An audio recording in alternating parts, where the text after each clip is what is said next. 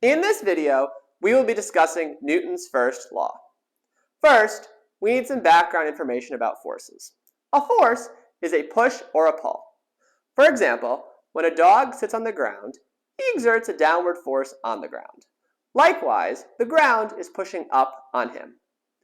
Opening doors typically requires either pushing or pulling them. Objects that we interact with every day fall into one of two main categories: objects that are moving and objects that are not moving. Newton's first law has two parts, one that applies to each situation. The first part of Newton's first law is that an object at rest stays at rest unless acted upon by an outside force. From our everyday lives, we can pretty easily say this is true. A book sitting on the table remains there unless someone or something pushes it. It won't just get up and walk away.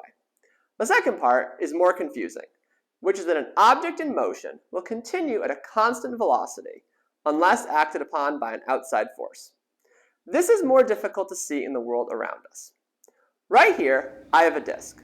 I will give it a push and we will see what happens.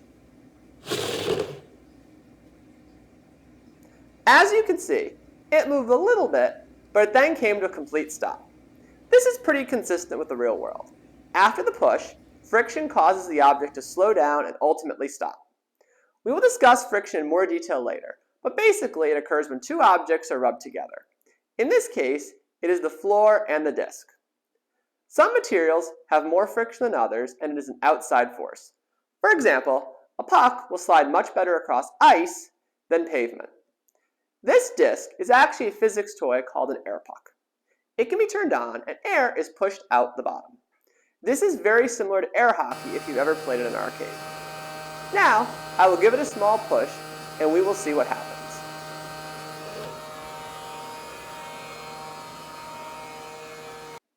As you can see, it went a lot further and did not appear to slow down.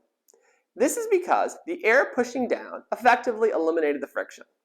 Since there is no friction, after my hand has pushed the puck, there is no outside force, and it will continue with a constant velocity forever. Although this is a little difficult to wrap your head around at first, this is exactly what Newton's first law tells us. An object in motion will continue at a constant velocity unless acted upon by an outside force.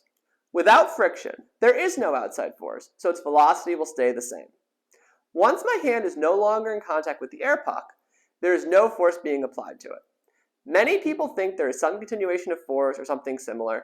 This is simply not true.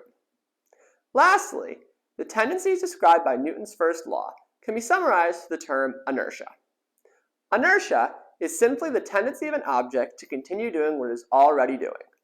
Looking back, both the book and the air puck just wanted to keep doing what they're already doing.